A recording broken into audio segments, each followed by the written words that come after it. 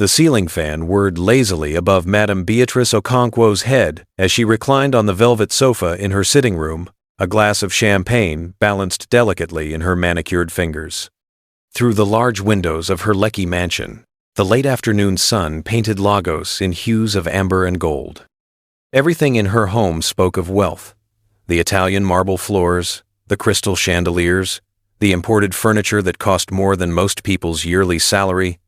But wealth, Beatrice had learned, could not fill the emptiness that came with loneliness.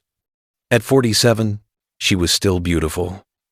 Her skin, the color of dark honey, remained smooth despite the years.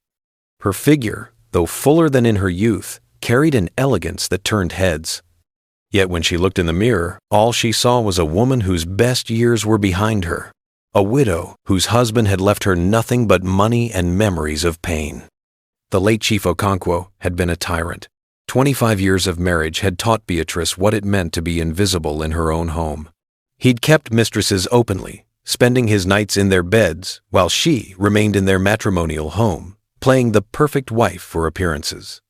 When he died 3 years ago from a massive heart attack, she'd cried at the funeral, not from grief, but from relief. Now she had everything money could buy, but no one to share it with.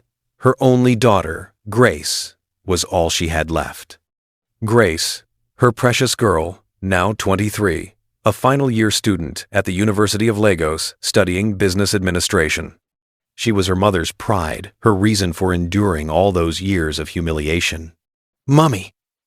Grace's voice rang through the house as the front door opened. "Mommy! I'm home!" Beatrice smiled, setting down her glass. "I'm in the sitting room, my dear." Grace appeared moments later, her natural hair pulled into a high puff, her face glowing with youth and vitality. She wore jeans and a simple blouse, her student ID still hanging around her neck. She dropped her bag and came to kiss her mother's cheek. "How was school?" Beatrice asked, patting the space beside her. "Exhausting. Dr. Adeleke gave us another group assignment." Grace settled onto the sofa, kicking off her shoes. "Mummy, you're drinking at 4 in the afternoon?" "It's champagne, not alcohol," Beatrice protested with a laugh. "Champagne is alcohol, Mummy." "Don't be cheeky." Beatrice waved her hand dismissively. "I'm celebrating." "Celebrating what?" A mysterious smile played on Beatrice's lips. "Life, my dear. Just life." Grace studied her mother with concern. Over the past few months, she'd noticed changes in Beatrice. A lightness in her step, a glow in her eyes, secretive phone calls that ended abruptly when Grace entered the room. Something was different, and it worried her. "Mummy, is everything okay? You've been different lately." "Different how?" "I don't know. Happier, I suppose. But also distracted." Before Beatrice could respond, her phone buzzed. She snatched it up quickly, her face transforming as she read the message. A girlish giggle escaped her lips, a sound so foreign to Grace's ears that it made her stomach tighten with unease. "I need to get ready," Beatrice announced suddenly, standing. "I'm having dinner with a friend tonight." "What friend? Mrs. Adeyemi?" "No, not her. Someone new." Beatrice was already heading toward the stairs. "Don't wait up for me, darling. Rosemary will make you dinner." "Mummy?" But Beatrice was gone, practically floating up the stairs, like a teenager going on her first date. Grace sat alone in the sitting room, a knot forming in her chest. She couldn't explain why, but something felt wrong, terribly wrong. 3 weeks later, Beatrice made her announcement over Sunday breakfast. "Grace, there's someone I want you to meet." Grace looked up from her plate of jollof rice and plantain. The dining room, with its 12-seater mahogany table, suddenly felt too large. Rosemary, their housemaid, paused in the doorway with a jug of fresh orange juice. "Who?" Grace asked carefully. "His name is Michael. Michael Adewale." Beatrice's face glowed with an emotion Grace had never seen before. Hope, mixed with something almost desperate. He's special, Grace. Very special to me." "How special?" "We've been seeing each other for the past 3 months. I wanted to be sure before I introduced you, but now I know." She reached across the table to take Grace's hand. "He makes me happy, my dear. For the first time in decades, I feel alive." Grace withdrew her hand slowly. "How old is he?" Beatrice's smile faltered. "Why does that matter?" "Because you're blushing like a schoolgirl, Mummy." "How old is this man?" 32. The number hung in the air like a thundercloud. Grace set down her fork carefully, trying to control the alarm bells ringing in her head. "Mummy, that's 15 years younger than you. He's only 9 years older than me." "So what?" Beatrice's voice took on a defensive edge. "Your father was 20 years older than me when we married. No one questioned that." "That's different." "Different how?" "Because he's a man, and I'm a woman." Beatrice stood abruptly, her chair scraping against the marble floor. "I've spent 25 years of my life being disrespected, being cheated on, being treated like furniture in my own home. Now I finally have someone who sees me, who appreciates me. And you want to judge?" "I'm not judging, Mummy. I'm worried." Grace stood too, her voice rising. "You don't know this man. Where did you even meet him?" "At the Radisson Blu. I was having lunch with Mrs. Bassey, and he was at the next table. We started talking, and—" She paused, her expression softening into something almost dreamy. "He was so charming, Grace, so attentive. He actually listened when I spoke. Do you know how rare that is?" "Mummy, please, just slow down. Let me at least meet him before." "Before what? Before I fall in love?" Beatrice laughed bitterly. "Too late for that, my dear.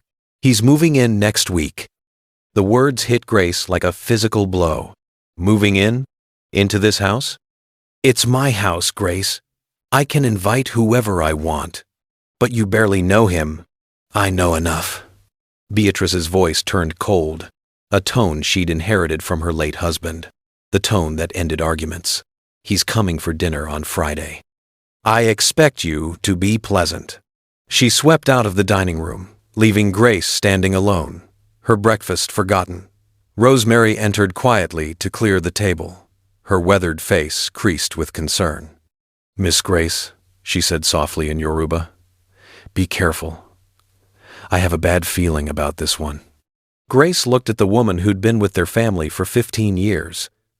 "You and me both, Auntie Rose. You and me both." Friday arrived with all the weight of a funeral. Grace had considered boycotting the dinner entirely, but curiosity and concern for her mother kept her home. She dressed simply, determined not to give this Michael person any satisfaction. When the doorbell rang at 7, Beatrice practically sprinted to answer it. Grace watched from the stairs as her mother opened the door, revealing the man who'd captured her heart. Michael Adewale was, Grace had to admit, handsome. Tall and lean with smooth dark skin and a brilliant smile. He wore a well-fitted shirt and trousers that showed off his athletic build. His hair was cut low and fresh, his beard trimmed perfectly. He carried a bouquet of roses and a bottle of expensive wine. But it was his eyes that caught Grace's attention. Dark, calculating eyes that swept over the mansion's interior with barely concealed assessment. When they landed on her, she felt a chill run down her spine. There was something predatory in his gaze, something that lasted only a second before transforming into warmth. "You must be Grace!" He bounded up the stairs with the energy of youth, extending his hand. "Your mother has told me so much about you. It's wonderful to finally meet you." His grip was firm, his smile dazzling. Up close, Grace could smell his cologne, expensive, carefully chosen. Everything about him was polished, rehearsed, perfect, too perfect. "Nice to meet you," she managed, withdrawing her hand. "Michael, come.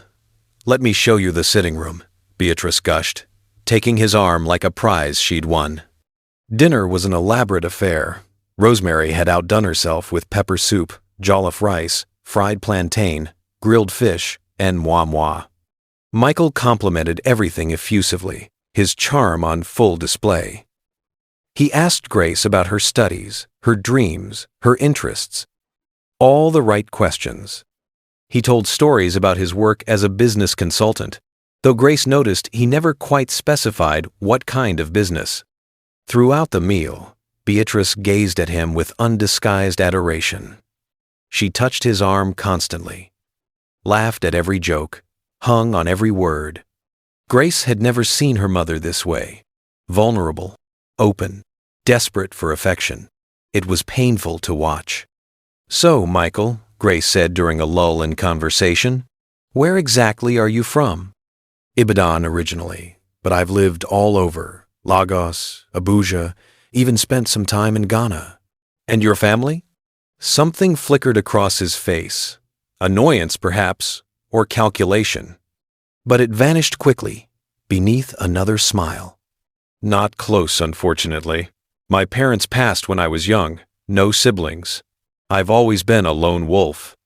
How convenient, Grace thought. No family to verify his stories, no one to ask questions. "That's so sad," Beatrice cooed, squeezing his hand. "But you're not alone anymore. You have us now." The words made Grace's stomach turn. After dinner, as Rosemary cleared the dishes, Michael excused himself to use the bathroom. The moment he was gone, Grace rounded on her mother. "Mummy, something's not right about him." "What are you talking about? He's perfect." "Exactly. He's too perfect. Every answer is rehearsed. He has no family, no background, no one we can verify anything with." "You're being paranoid." "I'm being careful, please, Mummy. Just listen." "No, you listen." Beatrice's voice dropped to a harsh whisper. "I know what you're thinking. You think he's after my money. You think he's using me. But you're wrong. Michael loves me for who I am." "How can you know that after 3 months?" "Because I feel it. Because when he looks at me, I don't feel like the worthless woman your father made me believe I was. I feel beautiful. I feel wanted. I feel alive." Tears glistened in Beatrice's eyes. "Why can't you be happy for me?" Grace's anger dissolved into pity. "Oh, Mummy, I want you to be happy. I just don't want you to get hurt." "I won't. Michael is different." But as Michael returned to the dining room, flashing that perfect smile, Grace knew with terrible certainty that her mother was wrong. This man was dangerous, and before this was over, someone would get hurt. She just didn't know it would be her. 6 weeks passed. Michael moved into the mansion, taking over one of the guest rooms, though everyone knew he spent most nights in Beatrice's suite. His presence transformed the house into something unfamiliar and uncomfortable. Grace avoided him as much as possible, spending long hours at school or in her room, but the mansion that had once felt like a sanctuary now felt like a cage. She could hear his laughter through the walls, his voice commanding Rosemary to bring him things as if he owned the place. Worst of all was watching her mother's transformation into someone unrecognizable, a woman so desperate for love that she'd surrendered all dignity. One Thursday afternoon, Grace returned home early from school. Her group project had been canceled, and she was looking forward to a quiet house. Beatrice had mentioned going to Victoria Island to meet a friend. The mansion was silent when she entered. Too silent. "Auntie Rose?" she called out. No answer. Grace headed upstairs to her room, her footsteps muffled by the thick carpet. She was halfway down the hall when a door opened suddenly. Michael stepped out of the guest bathroom, wearing only a towel around his waist. Water droplets glistened on his chest and shoulders. He stopped when he saw her, and for a moment, something dark flashed across his face. "Grace, I didn't know you were home." "I live here," she said flatly, trying to move past him. He blocked her path. "Your mother's not back yet." "I know. So we're alone." He stepped closer, and Grace backed against the wall. "We never really get to talk, do we? You're always avoiding me." "I'm not avoiding you. I'm just busy with school." "I don't think that's it." His voice dropped lower, more intimate. "I think you don't like me, but I want us to be friends, Grace. Close friends." His hand came up to touch her shoulder, and Grace felt ice flood her veins. "Don't touch me." "Why not? I'm practically your stepfather now." His smile turned predatory. "Though you don't really see me that way, do you? You see me as a man." I've noticed how you look at me. That's not true. It's okay. I look at you too. His thumb traced her collarbone, and Grace felt bile rise in her throat. You're a beautiful girl, Grace. So young, so fresh. Not like your mother. Get away from me. Grace shoved him hard, ducking under his arm. She ran down the hall, her heart hammering, but he caught her wrist and spun her around. Don't be like that. Let go of me! She screamed, yanking free. Michael's face transformed, the charm evaporating to reveal cold fury beneath. You think you're so smart, don't you? So much better than me? Well, let me tell you something. Your mother would believe anything I tell her. Anything. So be very careful how you play this. Grace fled to her room and locked the door, sliding down to the floor as sobs racked her body. Her hands were shaking so badly she could barely hold her phone as she called her mother. Hello, darling. Beatrice's cheerful voice felt like a knife. Mummy, you need to come home. Now. What's wrong? You sound upset. Please, just come home. It's about Michael. There was a long pause. When Beatrice spoke again, her voice had changed. What about Michael? I need to tell you something. Face to face. Grace, I'm in the middle of lunch with Mrs. Bassey. Can't this wait? No, Mummy, please. Fine. I'll be home in an hour. The line went dead. Grace sat in her locked room, hugging her knees, praying that her mother would listen, that for once she would choose her daughter over this man. She should have known better. Beatrice arrived home in a fury. Grace heard her heels clicking across the marble floor, heard Michael's smooth voice greeting her, heard the murmur of conversation. Then her mother's sharp knock on the door. Grace, open this door.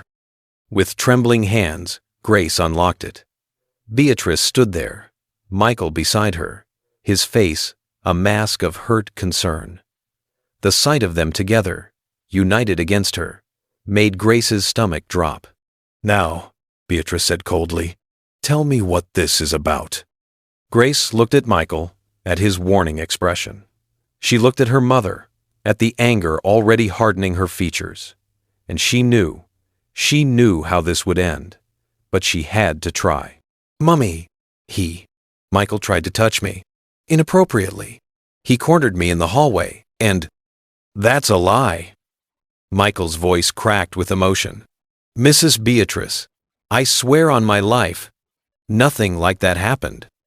I came out of the shower, we exchanged greetings, and I went to the bedroom. That's all. He's lying, Mummy. He grabbed me, he said things. What did he say? Beatrice demanded. Grace's cheeks burned as she forced out the words. He said I was fresh, not like you. He said you would believe anything he told you. Stop! Beatrice held up her hand, her face twisted with fury. But the fury wasn't directed at Michael. I cannot believe what I'm hearing. My own daughter, making up vicious lies about the man I love. They're not lies. Do you know what you're doing, Grace? You're trying to destroy my happiness because you're jealous. Beatrice's voice rose higher, years of repressed rage finally finding a target. You can't stand to see me with someone who actually loves me. You want me to be alone and miserable like I was with your father? That's not true. Mummy, please, you have to believe me. I believe, Michael. The words fell like a judge's gavel, final and irrevocable. I believe him because, unlike you, he's never given me reason to doubt him. You, on the other hand, have always been selfish, always putting yourself first. Grace felt as if the ground had opened beneath her feet. Mummy, how can you say that?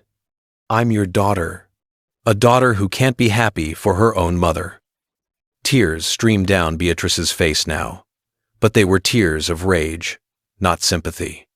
Do you think I don't know what you're doing? You're just like everyone else.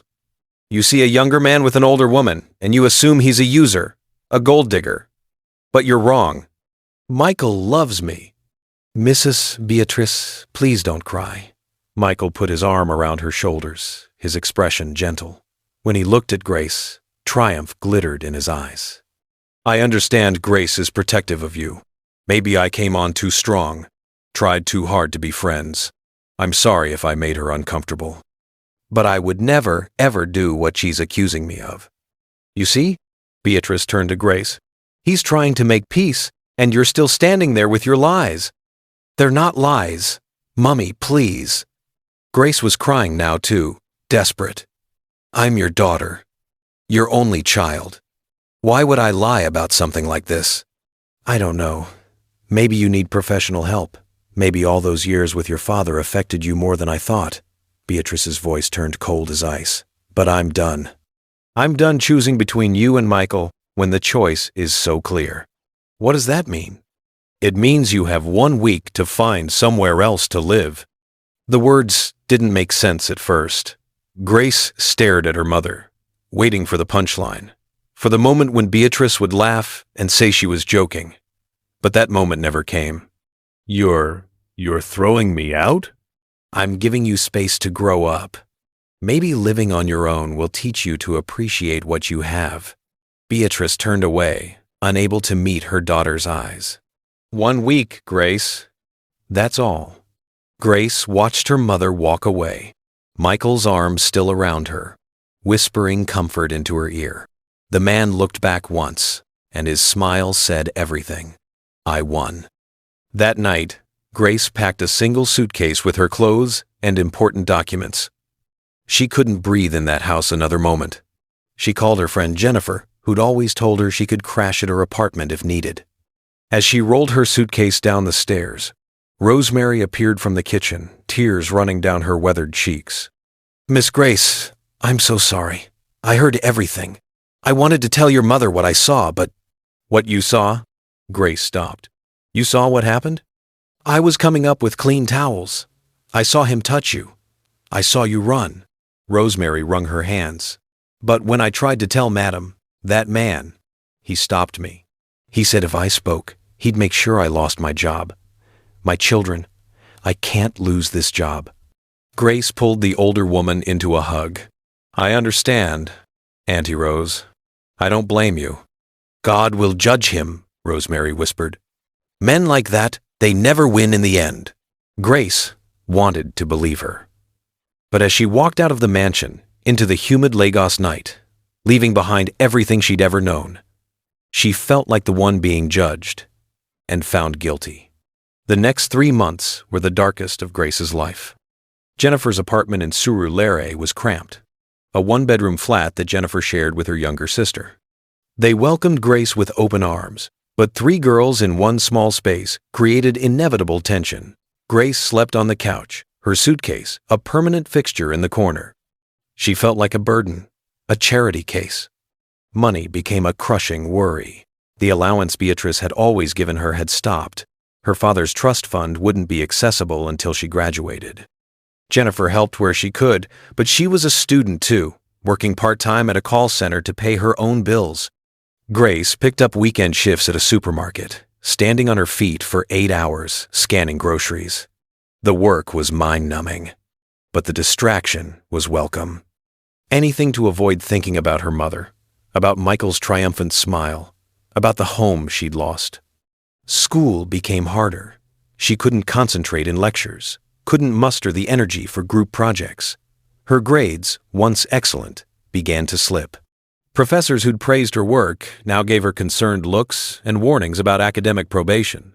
At night, lying on Jennifer's couch, listening to Lagos traffic and the sisters' muffled conversations through the thin walls, Grace wrestled with a pain that felt like it would consume her. It wasn't just losing her home. It was losing her mother. The one person who should have believed her, protected her, chosen her.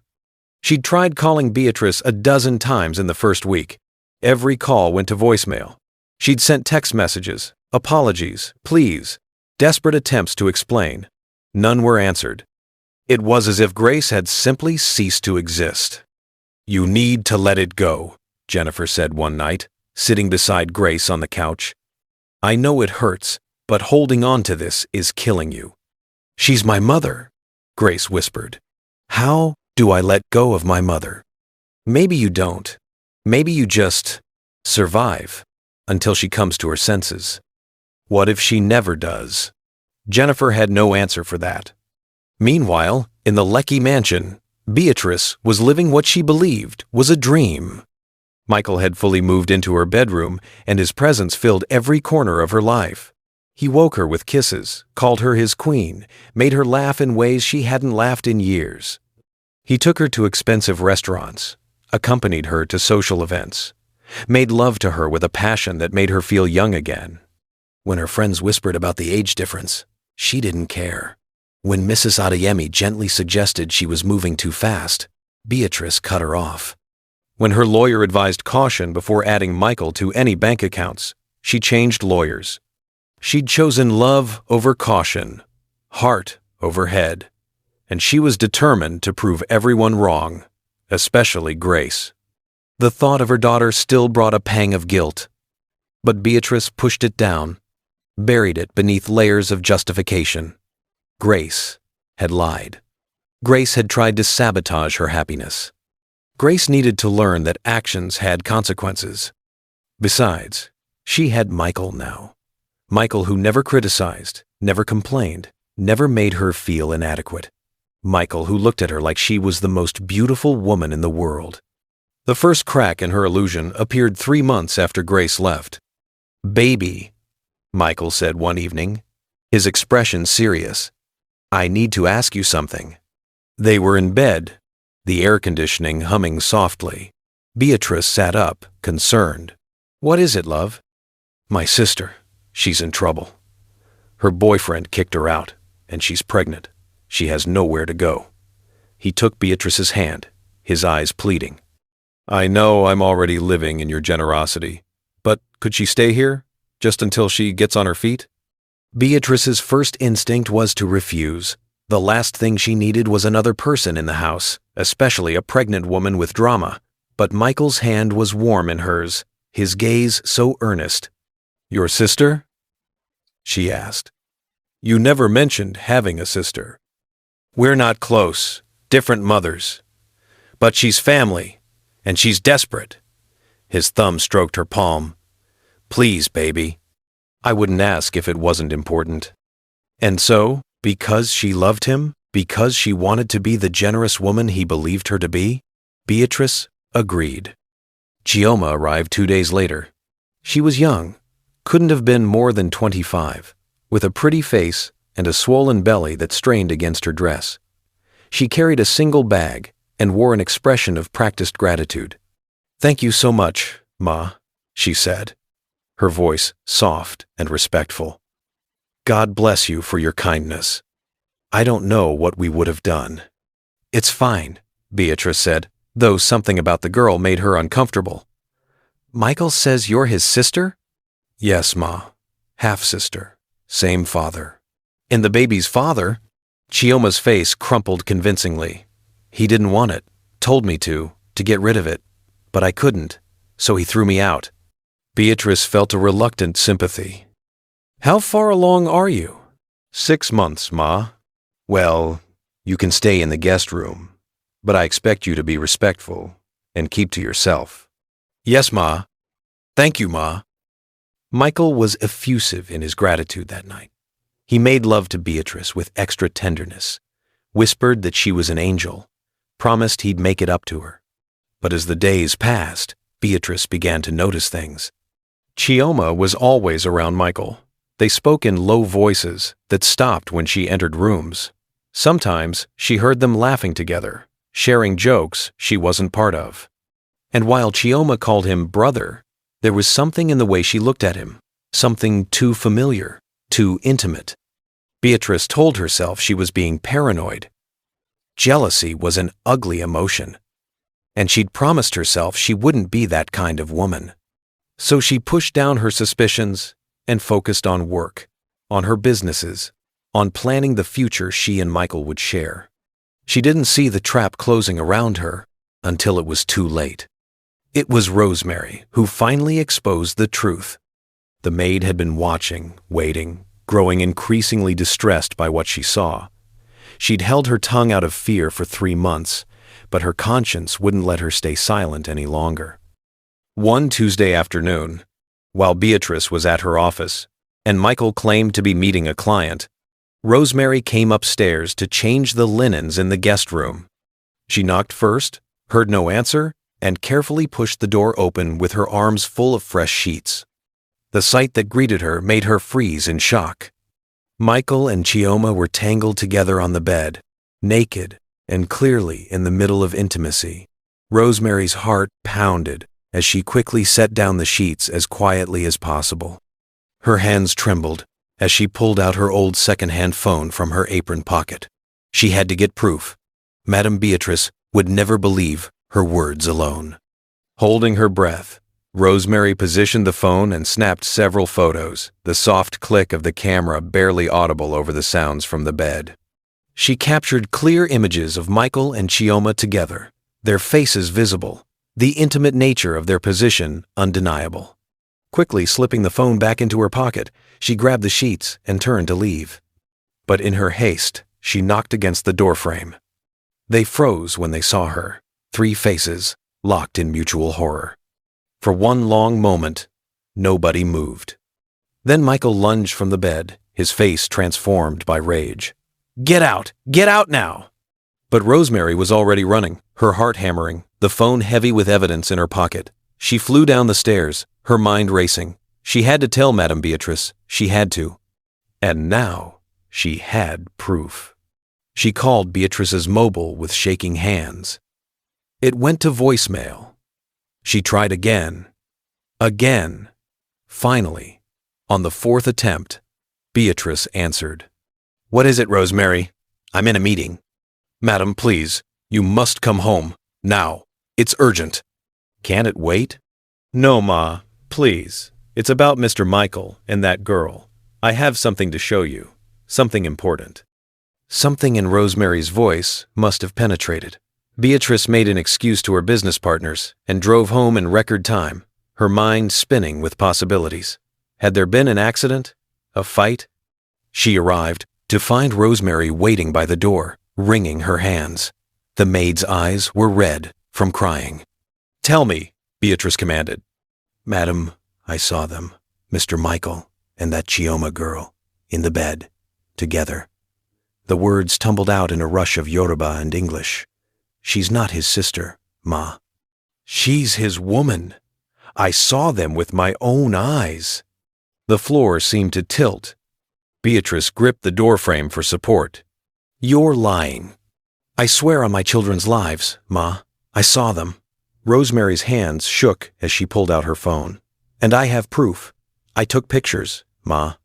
"I'm sorry, but I knew you wouldn't believe me without seeing it yourself." She held out the phone, and Beatrice took it with numb fingers. The screen showed exactly what Rosemary had described. Michael and Chioma, naked, intertwined, undeniably intimate. There were several photos, each one clearer than the last, leaving no room for doubt or explanation. Beatrice felt her knees weaken. The phone nearly slipped from her grasp. "Where are they now?" Her voice came out as a whisper. "In the guest room, Ma." Beatrice moved through her own house like a stranger. The phone clutched in her hand, the damning images seared into her mind. Her feet carried her up the stairs against her will. Part of her wanted to turn around, to leave, to preserve the illusion a little longer. But a stronger part, the part that had survived Chief Okonkwo, that had buried her pain under layers of strength, needed confrontation. She reached the guest room door, took a breath, turned the handle. Michael and Chioma were dressed now, sitting on opposite sides of the bed like children caught misbehaving. The rumpled sheets, the guilty expressions, the way they couldn't meet her eyes, all of it confirmed what the photos had already revealed. "Beatrice," Michael started, standing. "It's not." "Don't." Her voice came out steady, cold. She held up the phone, screen facing him. "Don't insult me with lies. I have pictures." Michael's face went pale. "Beatrice, baby, please let me explain." "Explain what?" "How my maid walked in on you having sex with your sister and had time to photograph it?" The word dripped with venom. "Explain how you've been making a fool of me under my own roof." It's not like that, Chioma ventured, her voice small. And you, Beatrice turned her fury on the younger woman. What are you? His girlfriend? His wife? His fiancée, Chioma said quietly, touching her belly. This is his baby. The words hit like physical blows. Beatrice swayed on her feet, the room spinning. How long? She asked Michael. How long have you been lying to me?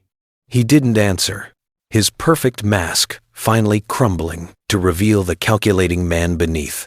Since the beginning, she pressed. Was any of it real? Did you ever, her voice cracked, did you ever care about me at all? Beatrice, I do care. Get out. The words came out in a whisper. What? I said get out. The scream tore from her throat, releasing months of suppressed doubt and pain. Get out of my house! Both of you! Now! Baby, please. We can talk about this. Don't you dare call me that! Don't you dare! She was crying now, tears of rage and humiliation streaming down her face. You used me! You moved your pregnant girlfriend into my house and made me believe she was your sister. What kind of person does that? The kind who needed a roof over his head, Michael said, his voice turning cold. All pretense was gone now. You think this was about you? You think I enjoyed touching your aging body, listening to your boring stories, pretending to love you? Each word was a knife. Beatrice felt something inside her break. You were easy money, he continued, his handsome face ugly with contempt. A lonely, desperate widow with more money than sense. You practically begged me to use you. Get out, Beatrice repeated, her voice hollow. You have 1 hour to pack your things and leave. If you're still here after that, I'm calling the police. She raised the phone. And I have all the evidence I need. For what? I didn't steal anything. Fraud, deception, and these photos prove you lied about everything. She turned and walked away, her spine straight despite the shattering happening inside her. 1 hour. Back in her bedroom, Beatrice locked the door and collapsed. Great. Heaving sobs racked her body as the full weight of her stupidity crashed down. She'd chosen this man over her daughter. She'd thrown Grace out for telling the truth. She'd been so desperate for love that she'd let a snake into her bed. Through her tears, she could hear Michael and Chioma moving through the house, gathering their things. She heard their voices, arguing now that the charade was over, heard bags being dragged down the stairs. Finally, after an eternity, she heard the front door slam. Silence descended on the mansion. Beatrice lay on her bed, the bed she'd shared with a man who despised her, and faced the ruins of her life. She'd lost everything, her dignity, her judgment, her daughter. Oh God, Grace. The thought of her daughter brought fresh waves of pain. Grace, who'd tried to warn her. Grace, who'd told the truth and been called a liar.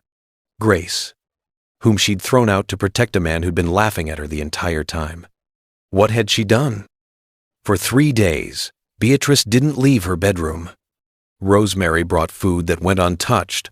The phone rang constantly. Friends, business associates, people who'd heard whispers of what happened, but Beatrice ignored them all. She lay in the darkened room, curtains drawn against the Lagos sun, drowning in shame and self-loathing. On the 4th day, she finally dragged herself to the bathroom. The woman in the mirror was a stranger, hollow-eyed, gaunt, aged years, in mere days. Beatrice stared at her reflection and saw not the successful businesswoman, not the dignified widow, but a fool, a desperate, lonely fool who'd sacrificed her own child for a fantasy. The realization of what she'd done, truly done, hit her with such force that she had to grip the sink to stay upright. Grace had been telling the truth. Michael had assaulted her, tried to violate her in her own home. And instead of protecting her daughter, instead of believing her, Beatrice had thrown her out like garbage. What kind of mother did that? The answer was clear. The kind of mother Beatrice had become. broken by years of abuse from Chief Okonkwo, so starved for affection that she'd lost all sense of judgment, so desperate to feel wanted that she'd abandoned the one person who'd always loved her unconditionally. "Oh God," she whispered to her reflection, "what have I done?" She stumbled back to the bedroom and, with shaking hands, picked up her phone. Grace's number was still there, still saved under My Heart. When had she last called it? When had she last treated Grace like her heart instead of an inconvenience? The phone rang once, twice, 3 times. "Hello?" Grace's voice was cautious, distant. Beatrice's throat closed. She tried to speak, but only a sob came out. "Mummy?" The caution turned to alarm. "Mummy? What's wrong?" "Grace." The name came out broken. "Grace, I'm so sorry. I'm so sorry." There was a long silence on the other end. Beatrice could hear traffic in the background, could picture her daughter somewhere in Lagos, living God knows where, surviving God knows how, because of her. Because she'd chosen a man, a liar, a manipulator, a predator, over her own child. "Where are you?" Beatrice asked. "Please, tell me where you are. I need to see you. I need to," her voice cracked, "I need to beg your forgiveness." "Mummy, I know I don't deserve it. I know what I did is unforgivable. But please, Grace, please give me a chance to apologize, face to face." Another long pause. Then, "I'm at Jennifer's apartment in Surulere. I'll be there in 30 minutes. Beatrice showered quickly, threw on clothes, and grabbed her car keys. Rosemary appeared as she headed for the door, her weathered face creased with hope. "You're going to find Miss Grace?" "Yes." "Thank God. I've been praying, Ma. Every day I've been praying for this." Beatrice touched the older woman's arm. "I'm sorry I didn't listen to you. You tried to tell me, and It's okay, Ma. Just bring our girl home." The drive to Surulere felt both endless and too short. Beatrice's hands gripped the steering wheel as she navigated through traffic, her mind rehearsing and discarding 1,000 different apologies. What words could possibly be enough? What explanation could justify what she'd done? Jennifer's apartment was in a crowded building off Bodie Thomas Street. Beatrice climbed the narrow stairs, her expensive shoes echoing on concrete, her designer handbag feeling obscene in this place where her daughter had been living. This cramped, modest building, so far from the mansion she'd been raised in. She knocked on the door, marked 3B. Jennifer answered, her face hard with protective anger. "Mrs. Okonkwo, is Grace here?" "She said I could come." Jennifer studied her for a long moment, clearly weighing whether to slam the door in her face. Finally, she stepped aside. "She's in the sitting room." The apartment was tiny, smaller than Beatrice's bedroom. A small living area with a worn couch, a TV on a rickety stand, a kitchen visible through an open doorway. And there, standing by the window with her arms wrapped around herself, was Grace. She'd lost weight. Her clothes, jeans, and a faded t-shirt that Beatrice would never have allowed her to wear, hung loose on her frame. Her natural hair, once carefully maintained, was pulled into a simple ponytail. Dark circles shadowed her eyes. This was what Beatrice had done to her daughter. "Grace," she whispered. Grace turned. Her face was a battlefield of emotions. Hurt, anger, hope, fear, all warring for dominance. "Hello, Mummy." Right. The formality of the greeting broke something in Beatrice. She crossed the room and fell to her knees in front of her daughter. "Forgive me," she sobbed. "Grace, my daughter, my heart, please forgive me." Grace stood frozen, staring down at her mother, kneeling on the threadbare carpet. "What happened? Why are you here now?" "Because I finally saw the truth. Because Michael is gone. Because," Beatrice looked up, tears streaming down her face, "because Rosemary caught him with that girl, Chioma, in bed." Together.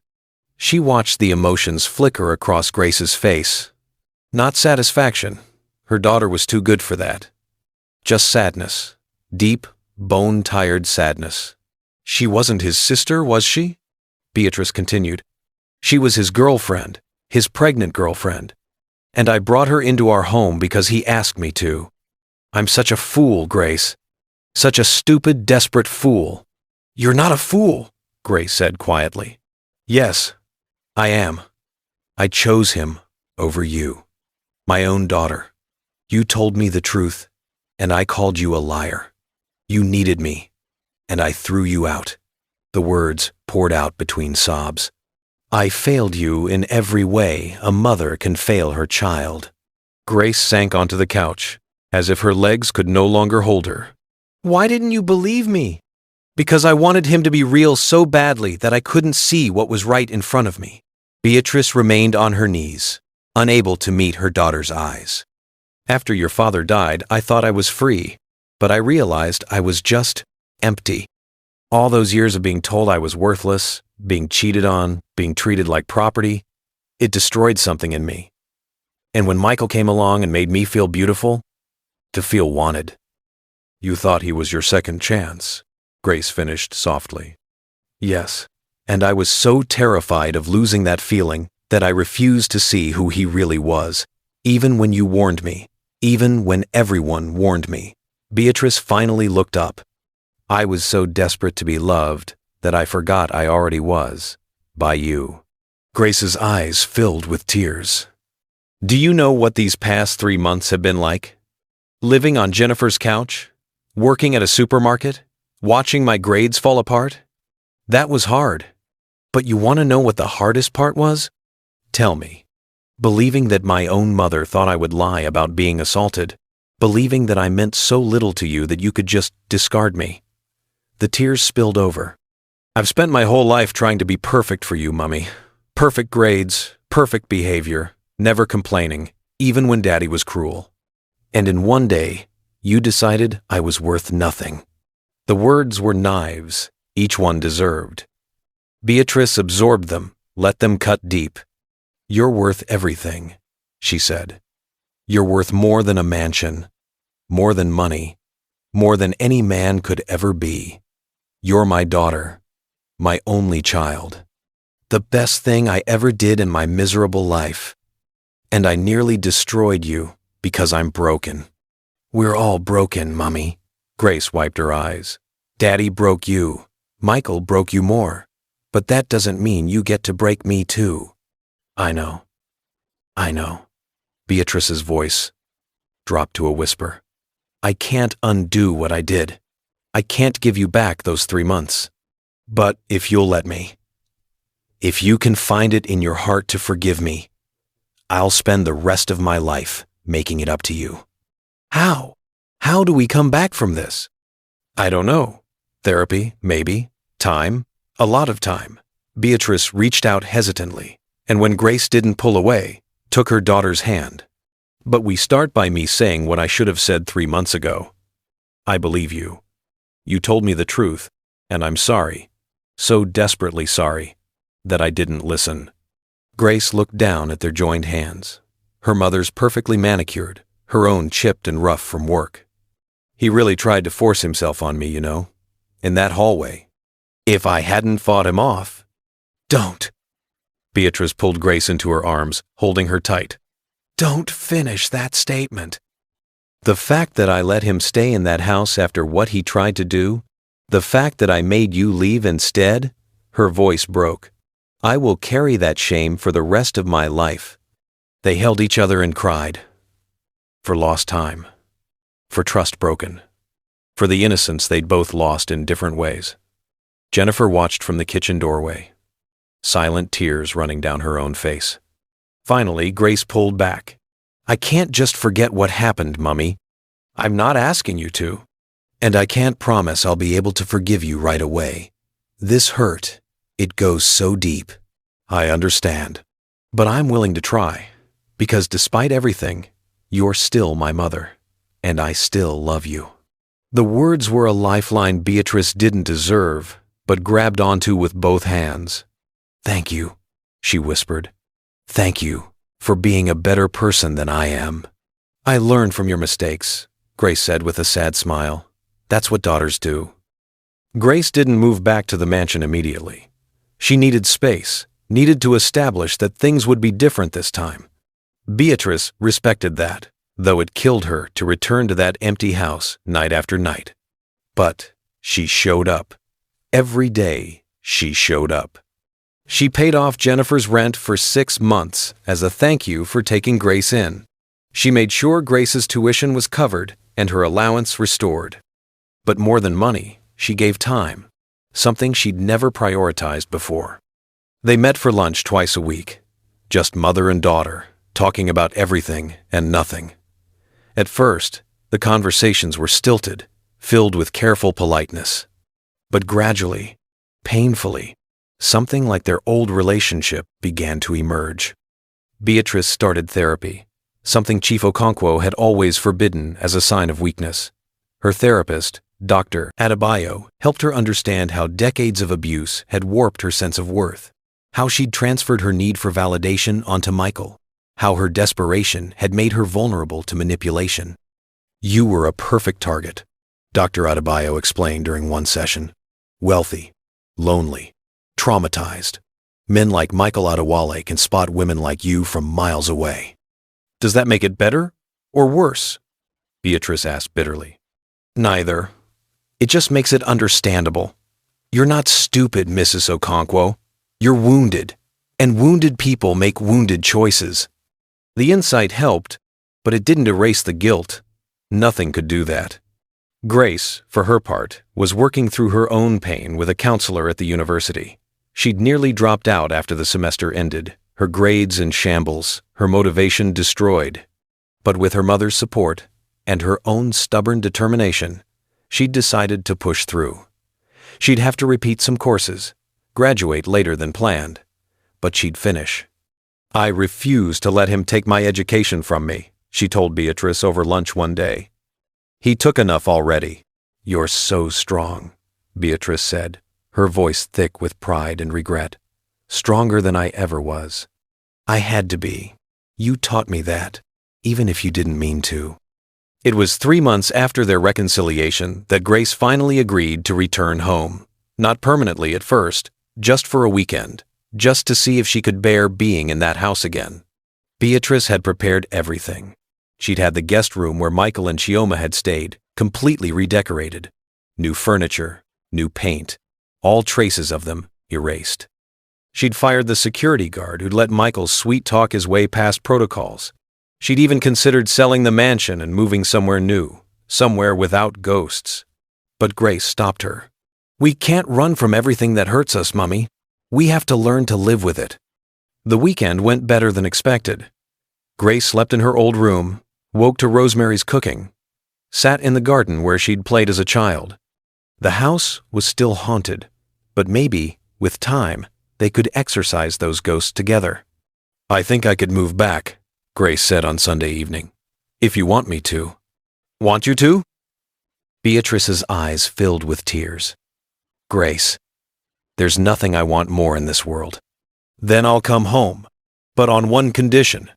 Anything. No more men. Not for a while. Not until you've healed properly. And you can trust your own judgment again. Beatrice nodded. I don't think I ever want another relationship. The cost is too high. Don't say that. You deserve love, Mummy. Real love, healthy love. Just not yet. Not yet, Beatrice agreed. 6 months after Michael's departure, Beatrice received an unexpected phone call. Mrs. Okonkwo? The voice was unfamiliar. Female. Nervous. Yes? My name is Chioma. We met before. Beatrice's hand tightened on the phone. I remember. Please, don't hang up. I need to tell you something. Every instinct screamed at Beatrice to end the call, but something in the girl's voice, fear, or perhaps remorse, made her pause. What? I wanted to say I'm sorry. For my part in what happened. I knew it was wrong, but Michael, he has a way of making you believe things, making you do things. Where is he now? Beatrice asked coldly. I don't know. After you threw us out, he stayed with me for 2 weeks. Then one day I came home and he was gone. Took all the money I'd been saving, even took the jewelry you'd given me to wear, left me with nothing but this baby. Despite everything, Beatrice felt a flicker of pity. You had the child? A boy, 2 months old. Chioma's voice cracked. Michael hasn't seen him, hasn't sent money, hasn't called. I'm living with my mother now, working as a waitress. It's hard, but we're managing. Why are you telling me this? Because I needed you to know that he didn't win. He used both of us. And yes, I helped him use you. That's my sin, and I'm living with it. But he didn't get to ride off into the sunset with your money and a happy family. He got nothing, because people like him always end up with nothing. After the call ended, Beatrice sat in silence for a long time. She should have felt vindicated. Michael had gotten what he deserved, but instead she just felt tired. Tired of anger, tired of bitterness, tired of carrying the weight of what happened. That evening, when Grace came home from school, Beatrice told her about the call.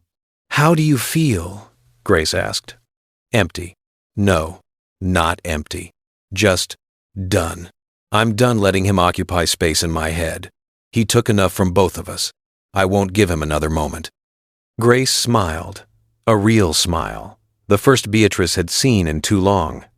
That's growth, Mummy. Is it? I don't feel very grown. I feel like I'm learning how to live all over again. Maybe that's what growth is. Learning to live after everything tries to destroy you. 2 years later, on a bright Saturday morning, Beatrice and Grace sat in the mansion's garden drinking tea. Grace had graduated finally, not top of her class as she'd once dreamed, but with honors nonetheless. She'd been accepted into a master's program in business administration and had her own apartment now in Victoria Island. She visited the mansion regularly, but she'd needed to establish her independence to prove she could stand on her own. Beatrice had sold 2 of her businesses and downsized her life considerably. The mansion, too large for one person, had been sold. She'd bought a smaller house in Ikoyi, beautiful but manageable, with a garden where she discovered a love for growing things. I've been thinking about dating again, Beatrice said, watching a butterfly land on a hibiscus flower. Grace looked up from her phone. Really? Don't sound so shocked. You said I deserved love, remember? I did. I do. Are you sure you're ready? Dr. Adebayo thinks so. I've been in therapy for 2 years. I've done the work. I know my patterns now, what made me vulnerable. Beatrice smiled. And most importantly, I have you back. That gives me more strength than you know. So who is he? His name is Emmanuel. He's 53, a widower with 2 grown children. We met at church. Church? Since when do you go to church? Since I realized I needed more than therapy to heal. I needed something bigger than myself. Beatrice reached across to take her daughter's hand. He's kind, Grace. Patient. He knows about Michael, about what happened, and he's not scared off. But I'm taking it slow. Very, very slow. Good. You should. Grace squeezed her mother's hand. I'm proud of you, Mummy, for doing the work, for being honest with yourself. I'm proud of you too, for surviving, for forgiving me when I didn't deserve it. We both survived, Grace corrected.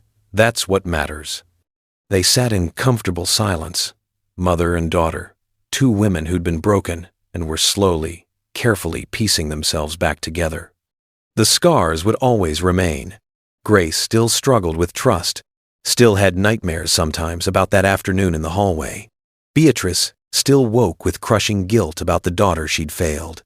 But they'd learned something Michael and Chief Okonkwo had tried to teach them wrong, that love wasn't ownership or desperation or need. Real love was patient. It was honest. It was choosing to show up day after day, even when it was hard. It was saying, I'm sorry, and meaning it. It was giving space when space was needed and showing up when presence mattered. It was imperfect, complicated, and sometimes painful, but it was real. And in the end, That was the only kind of love worth having. "Mummy," Grace said suddenly. "Yes, dear? Thank you." "For what?" "For coming back. For choosing me, even though it took you a while." Grace's eyes glistened. "For proving that we can heal from anything if we're willing to do the work." Beatrice pulled her daughter into a hug, breathing in the scent of her shea butter lotion and the wisdom that pain had taught them both. "We heal together," she whispered. "Always together." And in that garden in Ikoyi, with the Lagos sun warm on their faces and the future uncertain but hopeful, two women who'd lost everything found what mattered most: each other, and the strength to begin again. In the end, Beatrice learned that love without self-awareness can destroy, but love with healing can rebuild. Sometimes, the greatest act of love is learning to forgive yourself. What would you have done if you were in Grace's shoes? Could you forgive a parent who didn't believe you? Share your thoughts in the comments below. Don't forget to like, share, and subscribe for more powerful African stories that touch the soul.